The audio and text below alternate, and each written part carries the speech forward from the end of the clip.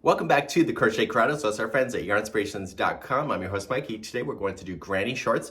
I know for some of you it may not be your cup of tea, but don't be raining on our parade with those comments saying, no, it should never be done. You wear what you want to wear, you crochet what you want to wear, and etc. Now, there's also been suggestions to make these for men. Now, I will say, a men's secondary brain, there's no space for that unless you want to warp out your particular shorts with the extra space that's needed. And the other thing that can be done is that there were suggestions on what a person should be wearing underneath these. I think we're all smart enough we can determine for ourselves on what we wear underneath this particular garment in order to hide some of our personal goodies, as you can say.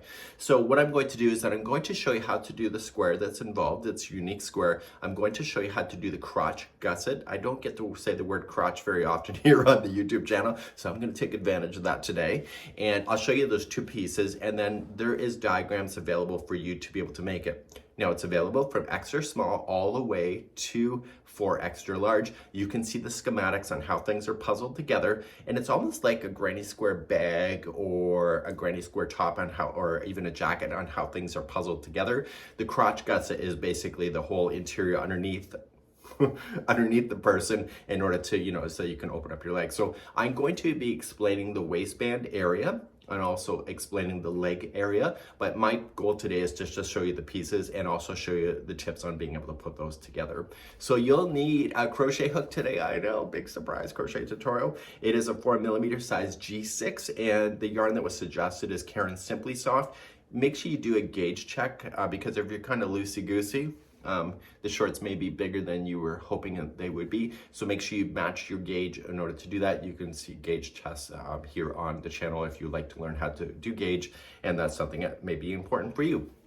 Without further ado, let me get back into my regular wear and let's begin to do crochet shorts on this beautiful winter day here in March of 2023. Let's begin. So let's go through today's pattern. You can find this pattern linked in the more information of the video or the video description, and you will see that it's available from extra small all the way to 2, 3, and 4 extra large. This is meant to slightly stretch onto your body, so it should not be relatively loose, and that's something you can decide. The gauge is 16 single crochets by 17 rows equals 4 inches, and you are using the 4mm size G6 a crochet hook in order to play.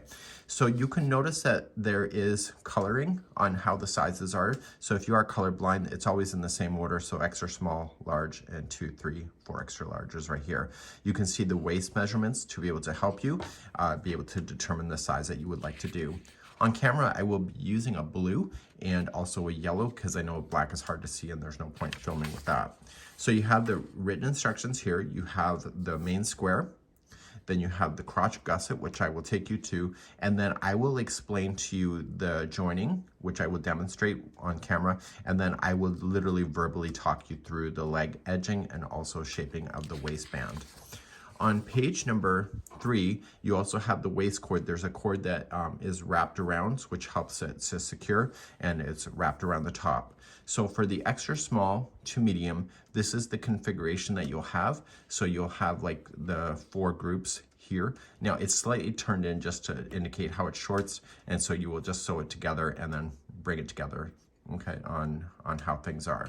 So the way that I would see this, it's kind of like this is your actual waist here, and so then these are folded back around the back side to form the shorts. Same thing with here, okay? So you have roughly, but they're just folded around so you keep here. So this is where the crotch gusset is. It looks like this, and I've already done a sample here on camera just to make sure I understood it. So that's that piece there, and you can see how it goes into position right here so that it'll match. So you do need that space in there to create the leg space so that you'll be able to walk with this particular item.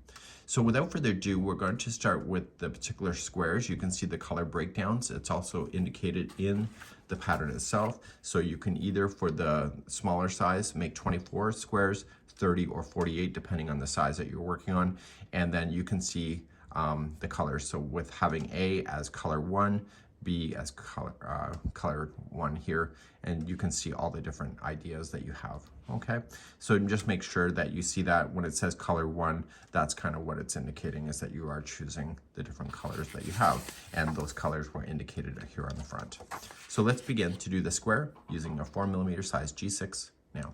So here's the square. It's relatively small, so you want it to be relatively small, and you can see that it's somewhat partially see-throughable. It is a wearable item. It is a breathable item as well, so that the air will be able to go out between the stitches that is attracted with your skin heating up. So you want to put your squares together, and you'll just match the configuration on the last page in order to do that, and we're going to get started. If you don't want to use the secondary color, just want it to keep it solid, you can do that as well. You are the artist at the end of the day, and that's up to your creativity. So let's begin, and we are going to use whatever color that you decided for the very center. In my case, I'm just doing this yellow, and I'm going to chain 4. So 1, 2, 3, and 4, and I want to slip stitch it to the beginning chain over here to form the center ring. Okay, and this straggler, I want to keep it around the edge of the ring so I can trap it under position. Let's begin round number 1.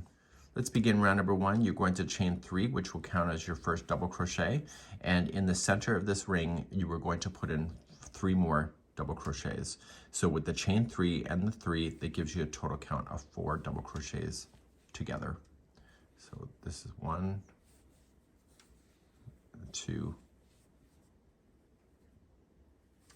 and 3. So with the chain 3 and those 3, that gives you the count of 4. So chain 2, and in the center of the ring again, put the straggler so that it's around the outside of the ring. It'll help it hide. And you're going to put in 4 more double crochet in there. So 1, 2, 3, 4. Chain 2. And put 4 more double crochet into the ring. There's a lot going into the center ring, so if it's tight for you, that's a good thing. It's a wearable. You don't want all your business hanging out. Well, some people won't. Okay, so then chain 2 and do your last side.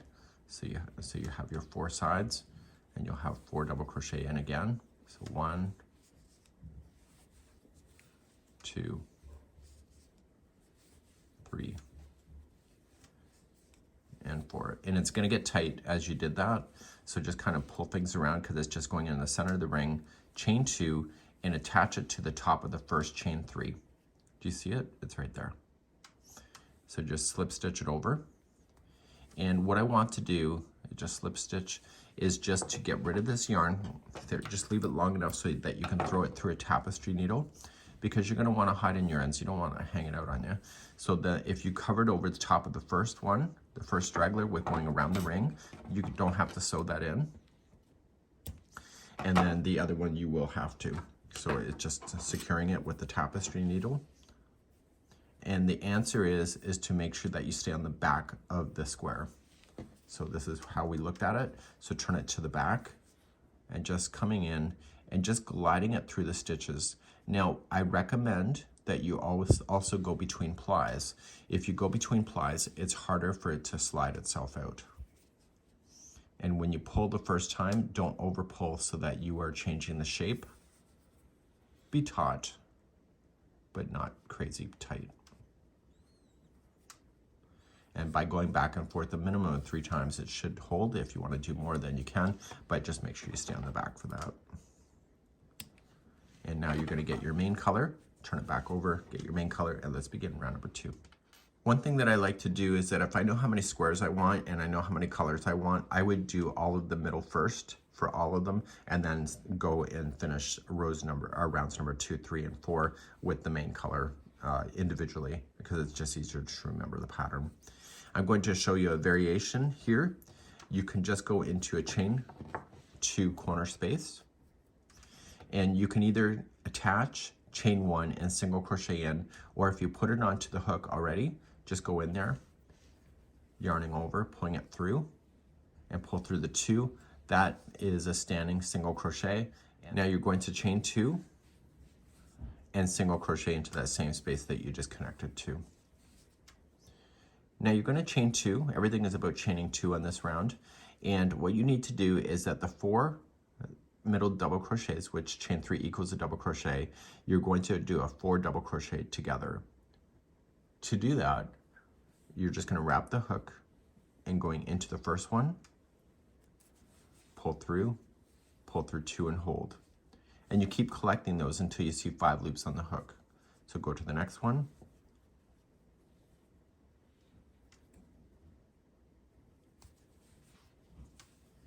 pull through 2 and hold, and do it again in the next one,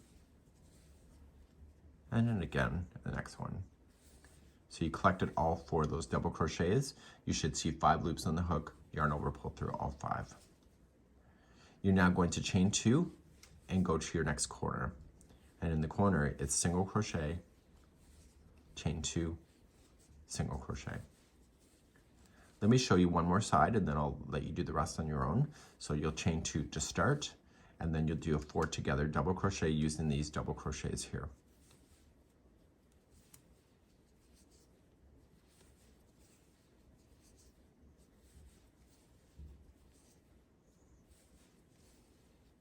Once you have all 5 loops, you can see, yarn over, pull through everything, chain 2, and advance to your next corner of single crochet, chain 2, single crochet.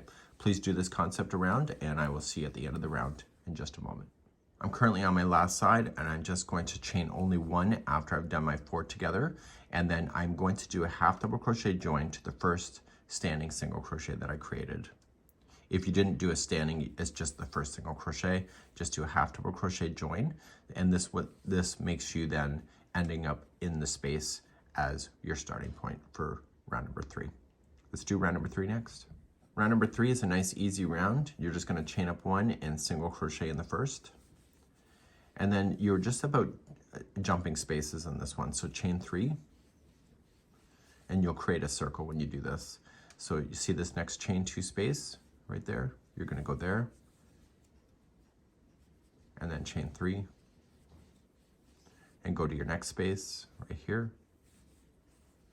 And what are you going to do? Yeah, you're going to chain 3 and go to your next space and do that all the way around, and this will be round number 3, and I'll see you at the end of the round. So I'm coming all the way around.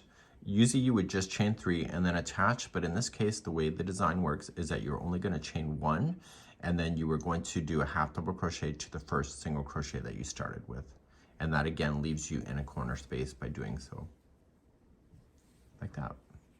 And let's move on to your final round number 4. Final round number 4, just chain 3 right where you are and put in 2 more double crochet into that same space.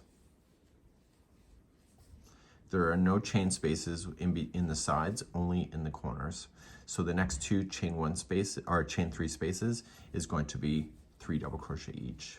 So we have 1, 2, and 3. Come to the next one. So 1, 2, 3, and then the next one is a corner. The one you started with is also a corner, but we're going to finish it when we get back. So the next space right here is just going to be 3 double crochet first. 1, 2, 3. Chain 2 to turn, and then in the same space again, 3 more double crochet.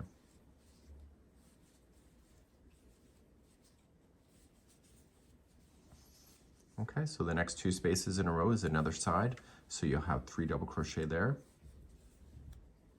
in each of those 2.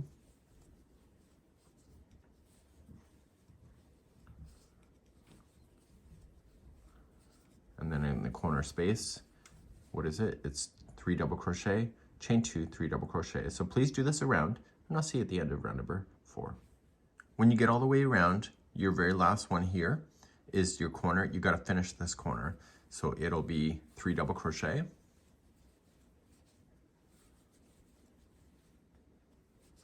And then you're going to chain 2 and then join it to the top of the first chain 3. Now, I wouldn't cut this yarn that you're about to do really short, because you're going to want to use those to be able to sew them to the additional squares when you go to put everything together. So I would do the sewing at the end, but if you want to sew as you go, you can do that. And I'm going to show you those techniques in a moment, but I'm going to show you the crotch first. So all of your squares will be done, and I would position them in a way. You may want to use stitch markers to hold the corners together, and then we're going to show you how to sew an invisible seam, and you use the same color of the blue so that it's really quite hidden. Let's begin to do the crotch gusset next. So let's do the crotch gusset. It's going to look like this, and when you attach your squares to it, let's just pretend this is the inside and your body's resting on this, your underwear. So what you want to do is that these particular sides match each other so that it provides the space that you need in order to be walkable. So this here is going to be joined like this, and then this provides the extra space that you see, and you can see that in the crochet diagram or the schematic on page number 3. So let's begin, and let's show you how to do this. This is the gusset. Let's begin to do the gusset. You may want to leave a longer tail so you can use it to sew it to the squares. It's your call on what you would like to do with that.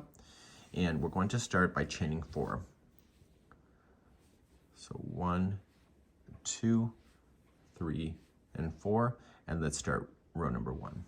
In row number 1, you're going to go second chain from the hook, and you're going to single crochet that one, plus the 2 remaining. So you have a total of 3 stitches all the way across. I like to go on the back hump of the chain with this kind of concept, but if you don't want to, then that's your business. You decide what works for you. Once you have your 3 stitches done, turn your work, and let's do row number 2. Row number 2, you're going to chain up 1, and you'll put a single crochet in the first one, and then put 2 into the next. This will open it up a little bit, and then put 1 into the final one. And so you'll have 4 single crochets. You'll turn your work, and let's do number 3 and 4. Rows number 3 and 4 is just simply chain up 1 and apply 1 single crochet in each of the stitches. There's only 4 of them. So you'll do this for row number 3. Turn your work, chain up 1, and do it again, and this will be row number 4.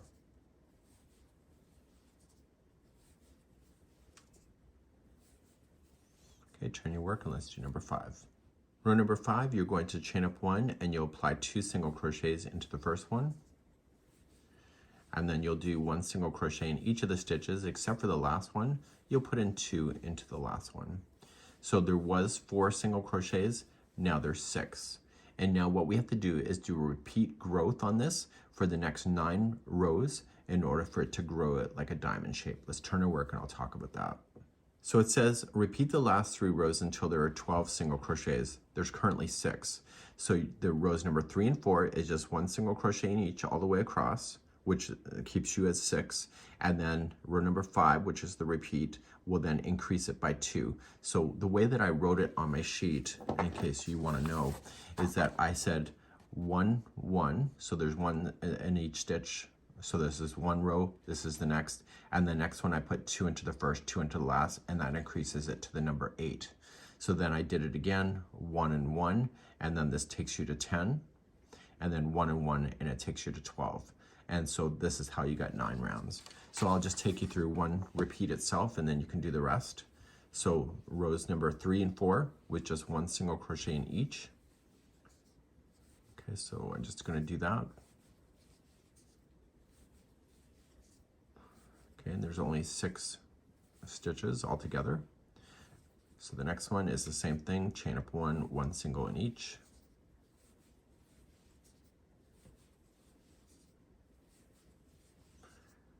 And then the next one is a repeat of row number 5, which is going to increase, so turn your work, chain up 1, 2 single crochets in the first, 1 single crochet in each except for the last. The last will have 2 single crochets, and that takes you to the stitch count of 8.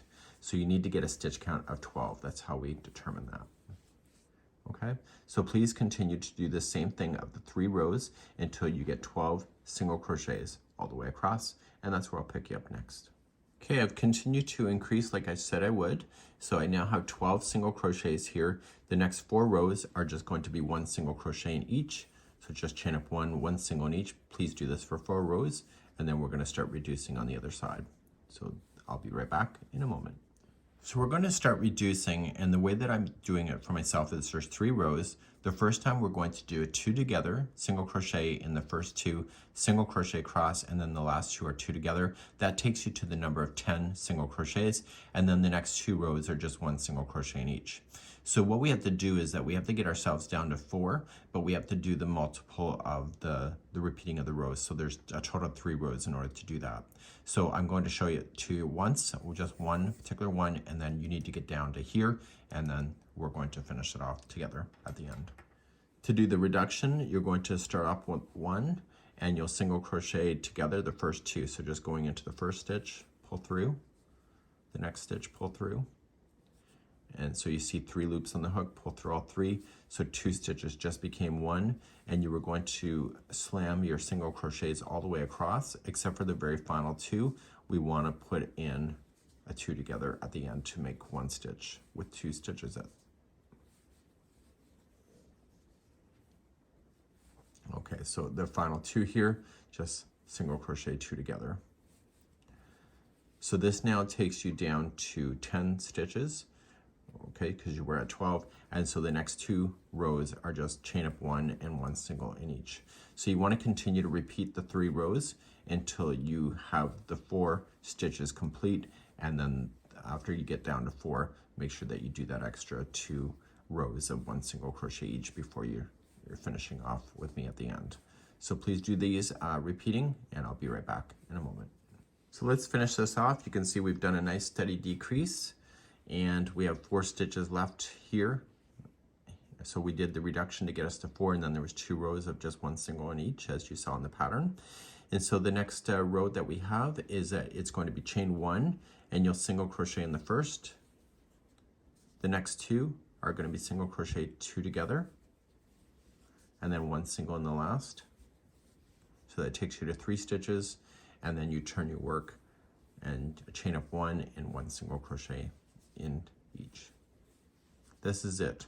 So what you would want to do is that you'll want to leave a long tail that you can use to sew this particular item into the position of the shorts when you're ready to do so. So it's not a big deal. It's just one of those extra pieces of work that you have to do, and then your squares will eventually just puzzle on in, just like you see. Okay, so let's begin, and let's take a look at the diagram next. So back here in the diagram, you can see the number of squares that it will take to do the different sizes. So you want to do the squares that will match. If you would like to make your shorts longer, you can probably just add another layer of squares down. It will change your yarn quantity, just be aware of that, but that's something that you can decide to do for yourself. Just be aware though, there is a crotch gusset there, so you may have to improvise in order to make that happen, but that's something that you can decide to do on your own. So I don't have any direct solutions for that, but this is how it's going to work. So the gusset is in this shape, and it will be matching, so you can see that it will attach to the middle here, so the 2 here and the 2 here, and then this area here, right here and here is this. Okay, so that will allow you to have the additional space that you need in the crotch area. So what we need to do is show you how to be able to put these squares together using an invisible join, which is my preference, and this will really look sharp if you do it correctly. So this is an invisible join, and you're going to want to use the yarn strands that you decided to finish off with. And so you don't want to be cheap about cutting those too short, because then you have to add additional yarn. So right where you're sitting is exactly where you kind of want to position yourself. And so each one of the squares has a corner. So the one belongs to the one corner here, and you're going to only want to use the back loop of the one square. And you're going to want to use the back loop of the opposite square on this side. This is called whip stitching. And this is what creates an invisible join. So then you're going to advance to the next back loop on the one, and then the next back loop on the other, like this. And what it's doing is it's pulling just the back loops together so that the seam line sinks down into the joining area, noticing that I am looking at the good side of the work. So if you attach to both of the strands of the full top of the stitch, you end up with like a window pane kind of concept, and it may interfere with your body when you're going to do it. Okay, so you just want to keep on going down. The squares will stretch into each other as you're adding more and more. So I would just add the individual squares with their tails, but if you want to do a major tail and just whip through and do them in strips all the way down to join, you can do that too. You decide what works for you in the end. If you are jumping in squares, you just want to jump to the next one straight on down in order to do that. Okay, so that's something that you can decide to do for yourself.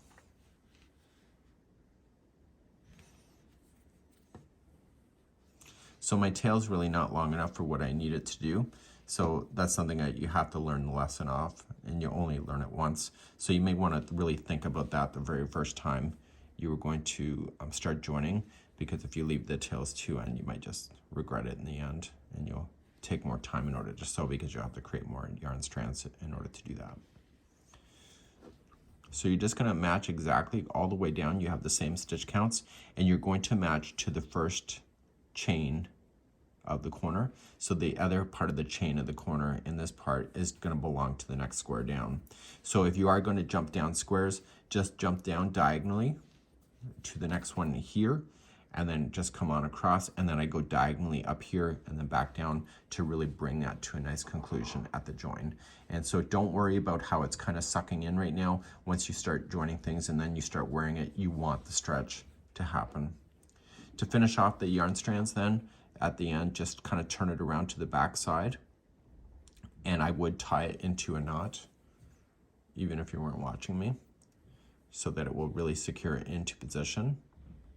But just stay on the back side, so don't you dare take this needle to the front of the work. So if you turn it around and you can see the needle, it means that you're too deep. So just stay within this side of the work, just to hide in the loose ends, because you don't want those popping out. And just take your time, and the secret is to really weave it in back and forth a total of 3 times. So I just need to weave it in one more time, and then you can just cut it down to the project level if you would like to do that. Remember what I said before, if you split the plies, not just go between the strands, you'll have more success for the yarn strand holding, and then you can just safely cut it down. So any loose ends that you have, remember this one here, we had to secure that in. So I was just about to cut it, which I don't want to do because I told you I have to secure that. So any loose ends like this, just secure in as you go. It's a little bit easier, well, a lot easier. It'll save you time. Sometimes people really get super frustrated that when they finish a major project that they have a gazillion tails to weave in.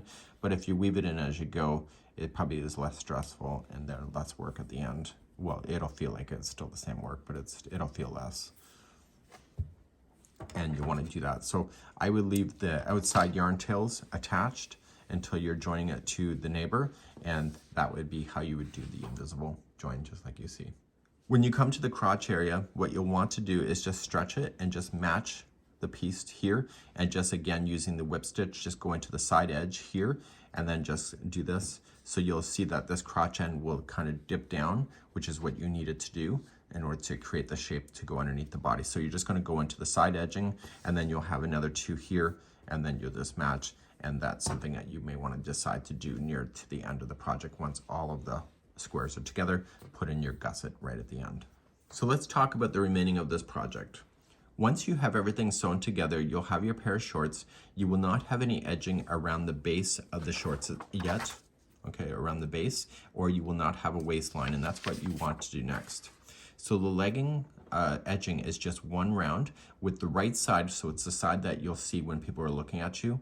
It's the right side joined with the main color and with a slip stitch to the inner side seam. So you want to go to the inner seam itself, okay, so right here, and you were just going to circle around and work a single crochet around the leg opening, working 1 single crochet into each double crochet, and also 1 single crochet into the chain 2 corner spaces when they're joining together right there.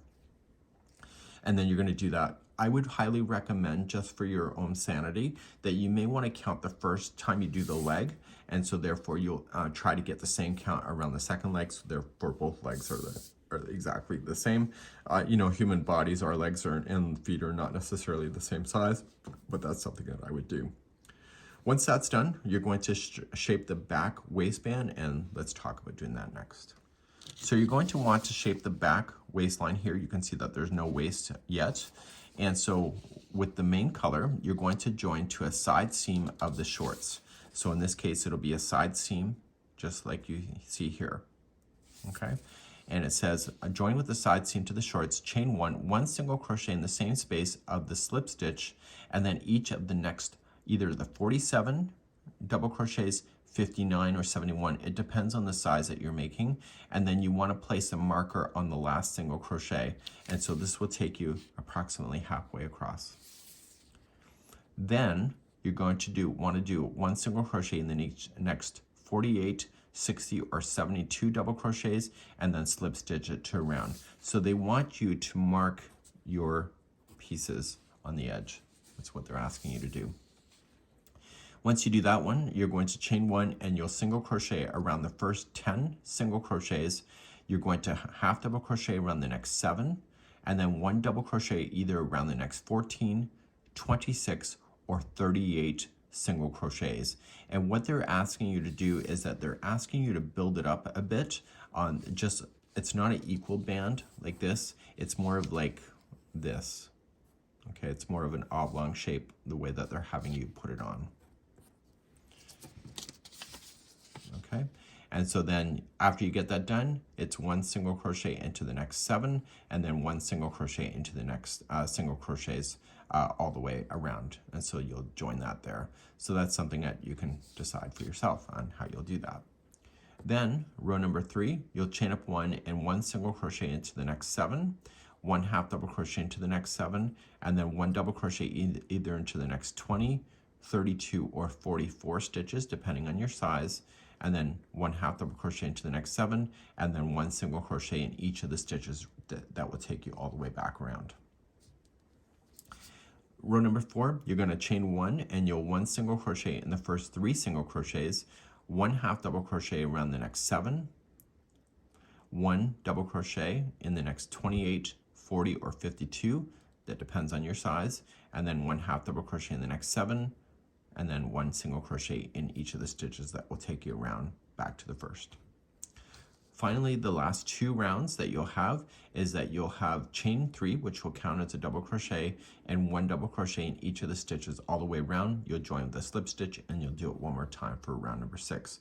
This double crochet round, what happens is that it creates like these train tracks. Look at the top, and so when you do the waistband, you will notice that it will use those posts in order to be able to weave itself in and around. So let's go over and show you how to do the waistband.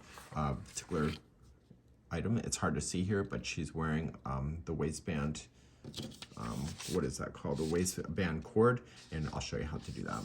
Now the waistband cord right here is going to be, there's no dimensions on what it takes to get around the waist, but what it wants you to do is just make it enough and then add an additional 12 inches to the cord so that you have something to tie with at the end.